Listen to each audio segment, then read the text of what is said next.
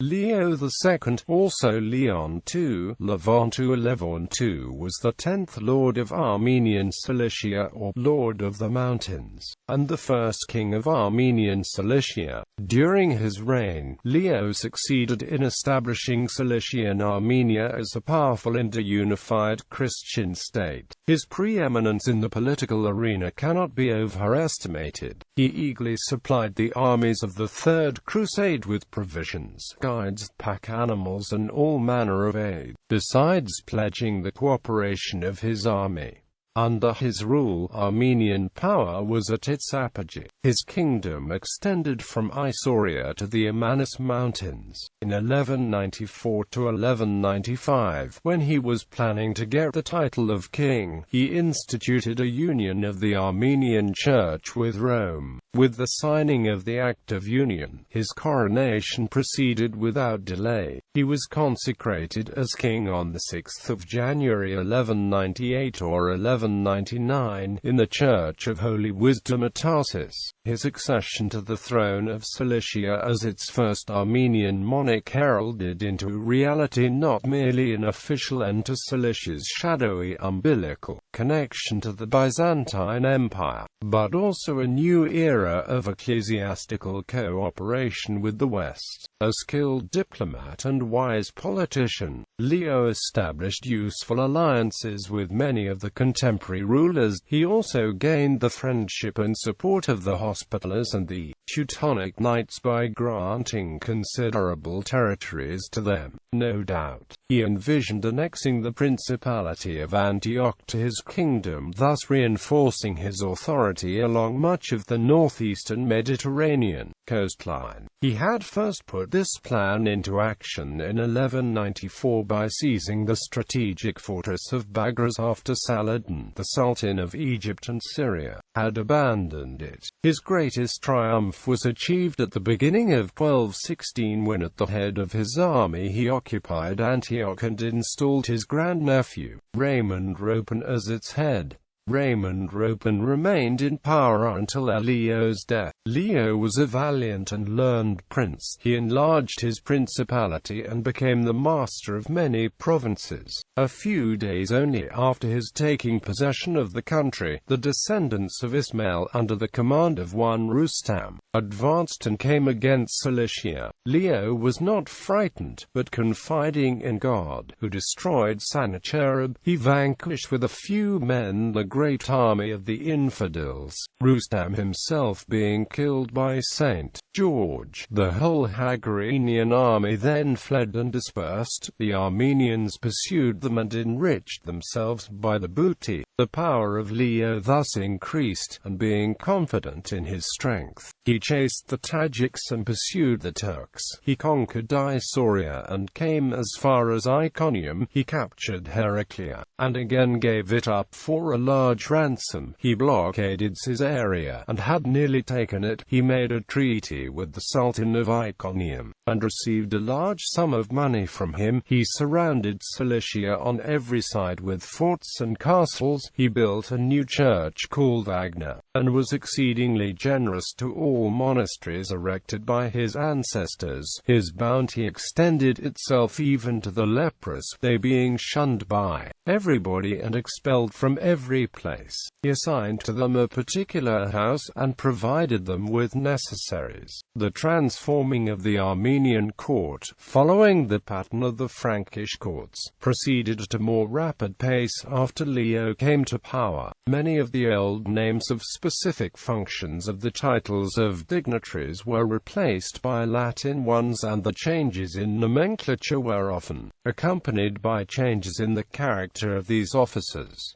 Commerce was greatly developed during the reign of Leo. He granted charters regarding trade and commercial privileges to Genoa, Venice and Pisa. These charters provided the holders with special tax exemptions in exchange for the merchandising trade. They encouraged the establishment of Italian merchant communities in Tarsus, Adana and Mamistra, and became a large source of revenue for the growth and development of Cilician Armenia. Armenia. He was a benevolent, ingenuous man without a grudge toward anyone who took his refuge in God, and guided his principality accordingly. He was a wise, brilliant man, a skilled horseman, brave-hearted in battle, with attention to human and divine charity, energetic and happy of countenance. Early years. He was the younger son of Stephen, the third son of Leo I, Lord of Armenian Cilicia. His mother was Rita, a daughter of Sempad, Lord of Barbaron, Leo's father, who was on his way to attend a banquet given by the Byzantine governor of Cilicia, Andronicus Euphorbinus, was murdered on the 7th of February 1165. Following the father's death, Leo and his elder brother Ropan lived with the maternal uncle, Pagoran, lord of the fortress of Barbaron, protecting the Cilician Gates Pass in the Taurus Mountains. The paternal uncle, Mlehi, lord of Armenian Cilicia, had made a host of enemies by his cruelties in his country, resulting in his assassination by his own soldiers in the city of Cis in 1175. The seigneurs of Cilician Armenia elected Leo's brother, Ropan III, to occupy the throne of the principality. In 1183, Hethum III of Lamperon, allied with Prince Bohemond III of Antioch, began joint hostilities against Ropan III, who sent Leo to surround Hethum's mountain lair. But Bohemond III, rushing to the aid of Hethum, treacherously made Ropan prisoner. His brother's absence gave Leo the opportunity to put his sharp political skills to practice as the interim guardian of the Rupenian house. Ropan's release required payment of a large ransom, and the submission of Adana and Mamistra as vassalages to Antioch. When Ropan returned from the captivity, he transferred the power to his brother, Leo, and retired to the monastery of Trasog. His rule, the vassal of Antioch, the menace of the recent alliance between the Byzantine Emperor Isaac II Angelos and Saladin, and the more immediate threat of the Turkomans, led to a rapprochement between Leo and Bohemond III. On his accession, Leo sought an alliance with the Prince of Antioch and recognized his suzerainty. Large bands of the nomad Turkomans had been crossing the northern borders, advancing almost as far as Cis and laying waste on all sides. The two princes joined to beat off a Turkoman raid in 1187. Leo could muster only a small force, but he attacked them with such energy that he routed the bands, killed the leader, and pursued the fugitives as far as Saventica, inflicting heavy losses on them. Soon afterwards, Leo married Isabel, a niece of the Princess Sibylle, the third wife of Bohemond III. The following year, taking advantage of the troubled condition in the Sultanate of Rum that preceded the death of Cilician II, Leo turned against the Seljuks. A surprise attack on Brigana was unsuccessful, but Leon returned 2 months later with a larger army, killed the head of the garrison, seized the fortress and marched into Isauria.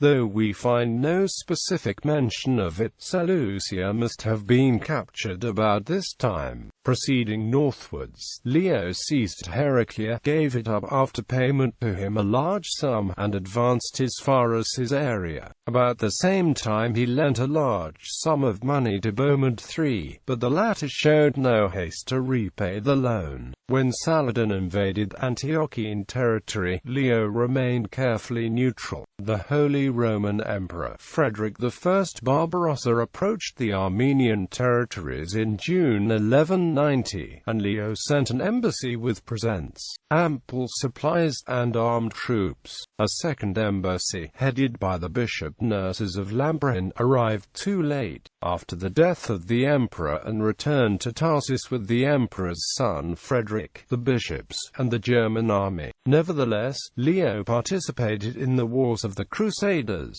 His troops were present at the siege of Acre, and on the 11th of May 1191 he joined King Richard the Lionheart of England in the conquest of Cyprus.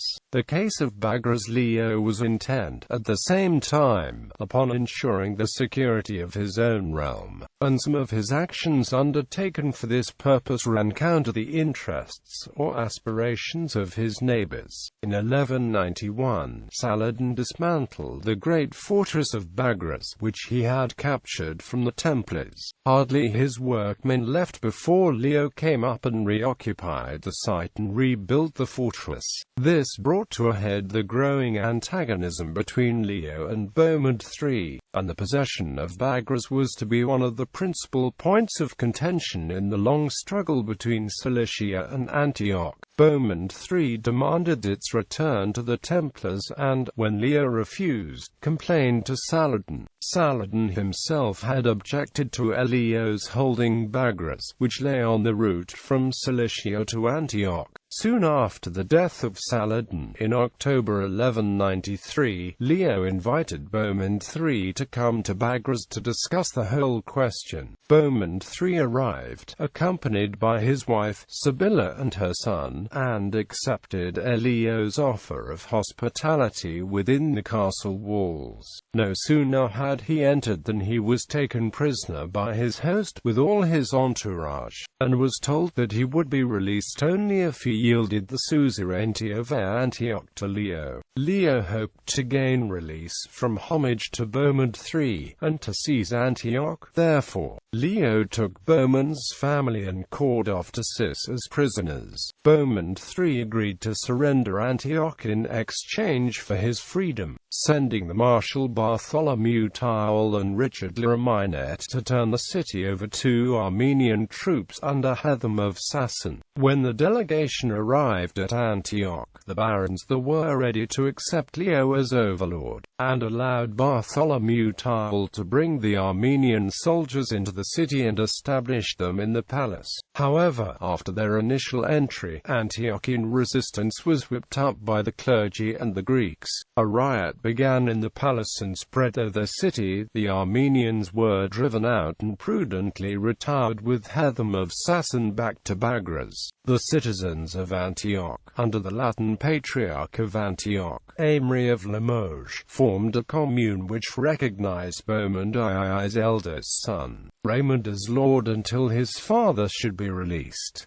Antioch then asked aid of King Henry I of Jerusalem and Count Bohemond I of Tripoli. Early next spring, King Henry I sailed to Tripoli, where young Bohemond joined him, and then went on to Antioch and Cis. Leo, unwilling to face an open war, met him before Cis, ready to negotiate a settlement. Bohemond III renounced his as a suzerain, and in return for this was allowed to go back to Antioch without paying a ransom. Arrangements were also made for the marriage of Raymond of Antioch to Leo's niece, Alice. However, Raymond soon died and Bohemond III sent Alice back to Leo with her infant son Raymond Ropin. Leo determined that this great-nephew of his should inherit Antioch on the death of Bohemond III. At Leo's coronation, Leo pressed with renewed energy his claims for a royal crown, seeking the assistance of the two most powerful rulers of the time, the Pope and the German Emperor. He sent to Emperor Henry VI,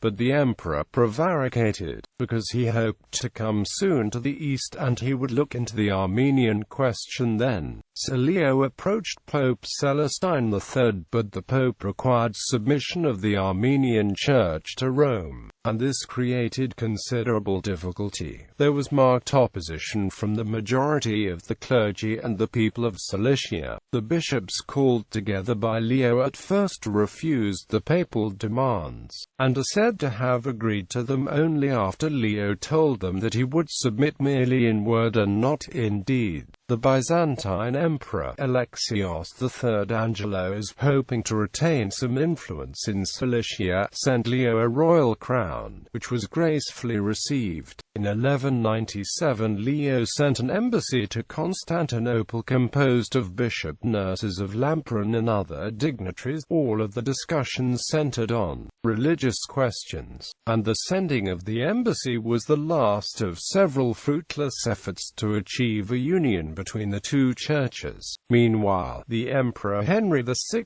also promised to crown to Leo in return for a recognition of his suzerain rights over Armenia. Although Henry VI never visited the East, but soon after his death, his chancellor Bishop Conrad of Hildesheim came with the papal legate, Archbishop Conrad of Mainz to Cis. Leo was crowned on 6 January 1198 at Tarsus, in the presence of the Armenian clergy, the Franco-Armenian nobility of the land, the Greek Archbishop of Tarsus, the Jacobite Patriarch, and the Caliph's ambassadors. While he was crowned by the Catholicos Gregory VI Abirad, Leo received the other royal insignia from Archbishop Conrad of Mainz.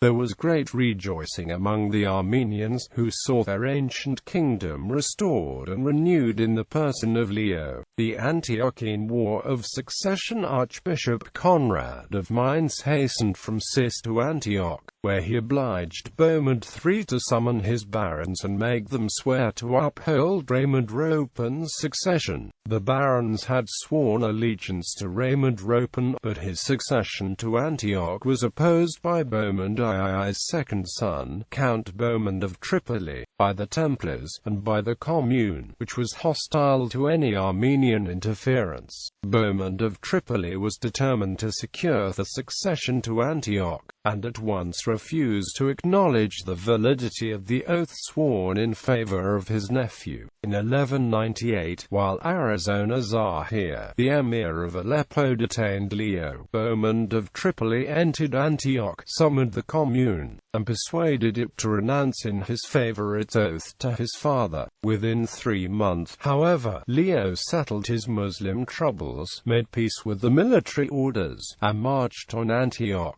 There was no resistance to his army or to its restoration of Bohemond III. Meanwhile, the Templars brought all their influence to bear at Rome, but Leo ignored hints from the Church that he should restore Bagras to them. Leo invited Bohemond III and the Latin Patriarch of Antioch, Peter II of Angoulême, to discuss the whole question, but his intransigence drove even the Patriarch over to Bohemond of Tripoli's side. In April 1201, Bohemond of Tripoli, informed of his father's illness, rushed to Antioch. Arriving on the day of the funeral, he immediately demanded recognition as rightful heir, and Bohemond IV was accepted as prince. But many of the nobility, mindful of their oath and fearful of Bohemond IV's autocratic tastes, fled to Leo's court at Cis. Leo heard of the death of Bohemond III late, but then hurried to Antioch with Alice and Raymond Ropponn to claim it for his great-nephew. When he found Bohemond IV already installed, he sent back for reinforcements, while Bohemond IV called for Aleppo. Arizona Zahir invaded Cilicia in July 1201, and Leo had to lift his siege of Antioch. The war was renewed by Leo in 1202. During the following summer, King Amalric II of Jerusalem intervened, accompanied by the papal legate, Cardinal Sofrid of St. Praxedis, the masters of the hospital and the temple, and the high barons of the kingdom. He induced Leo to grant a short truce. After Leo had agreed to accept the decision of barons and legate, the barons announced that the question at issue was purely one of feudal law, which the legate should have no say.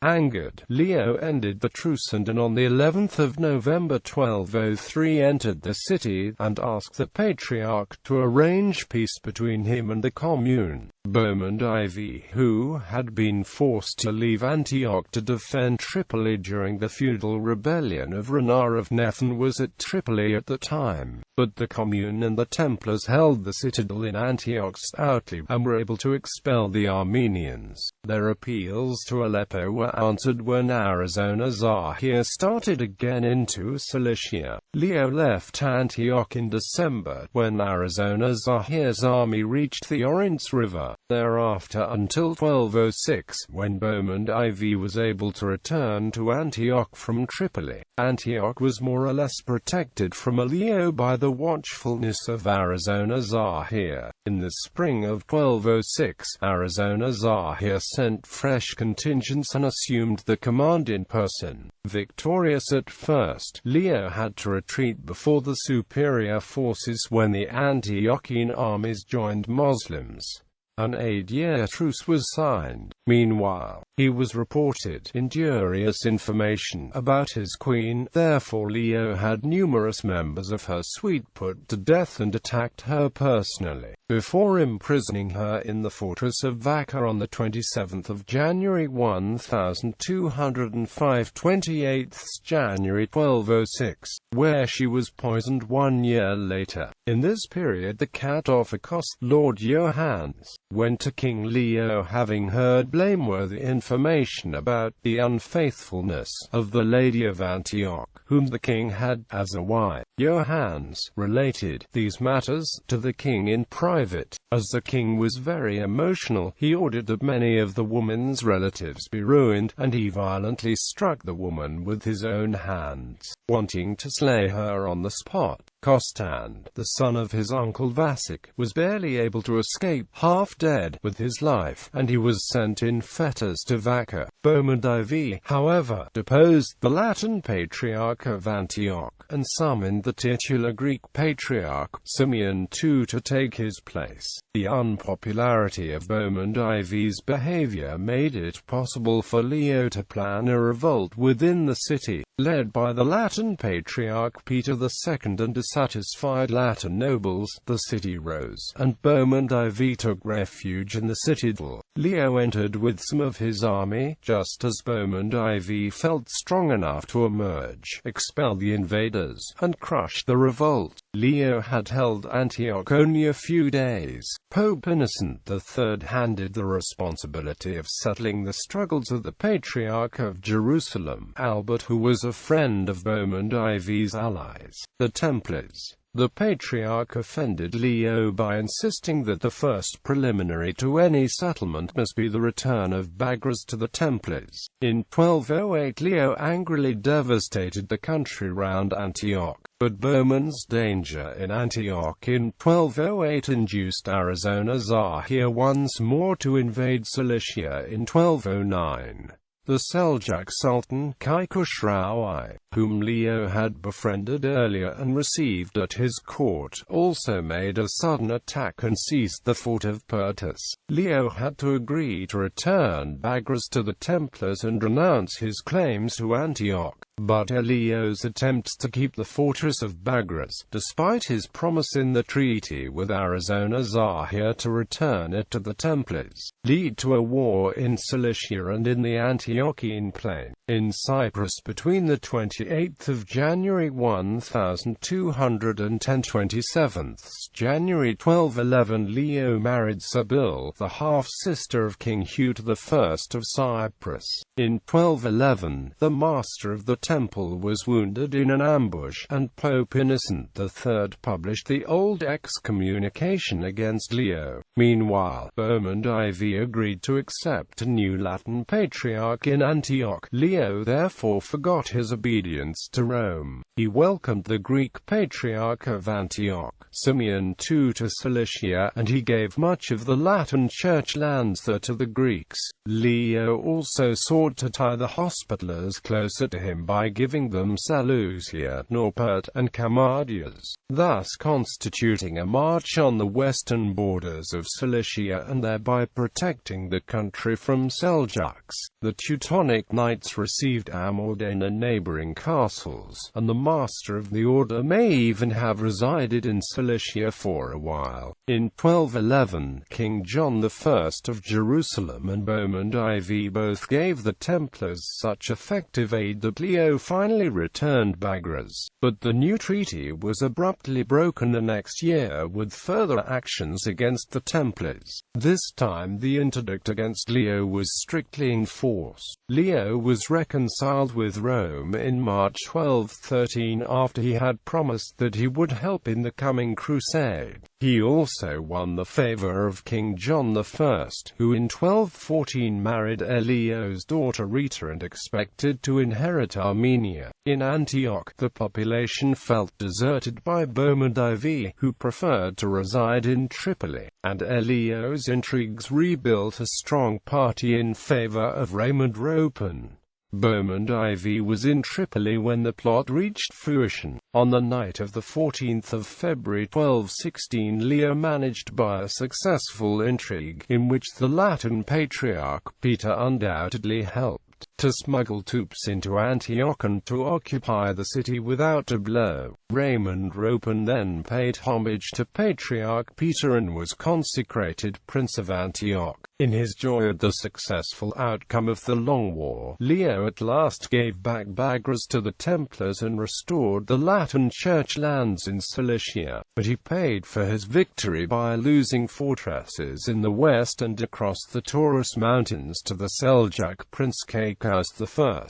In 1216, these fortresses were Faustopolis, Heraclea and Larant, were conquered from Seljuks in 1211. Last years, when King Andrew II of Hungary, having fulfilled his Crusader vow, took his troops northward in January 1218, he proceeded through Cilician Armenia. The King Andrew II arranged a marriage between his son, Andrew, and Leo's daughter, Isabel. Shortly afterwards, Raymond Ropin even quarreled with Leon. In 1219, Antioch sent for its old prince while Raymond Ropin first sought refuge in the citadel, only to leave it to the Hospitallers and flee to Cilicia. There he found Leo still unwilling to forgive him, although on his deathbed, before Leo died, he had named his young daughter Isabel as his rightful heir and had released the barons from the oaths of allegiance to Raymond Ropin. His body was buried at Cis, but his heart and entrails were buried at the convent of Agna. Leo, having governed the country 12 years as baron and 22 as king, felt his end approaching, and appointed in an assembly of the whole nobility of the kingdom a certain baron named Aton to be regent of the country and guardian of his daughter. Leo died soon after and was buried in the church of Agna. A part of his body was brought into the town of Cis, and a church was built thereupon. Marriages and children. The 3rd of February 1188 to 4 February 1189. Divorced 1206. Isabel, a daughter of a brother of Sabil, the wife of Bohemond III of Antioch. Rita, the wife of King John I of Jerusalem. 28th of January 1210 to 27 January 1211. Sibylla, a daughter of King Amalric I of Cyprus and Isabella I of Jerusalem. Queen Isabella I of Cilicia.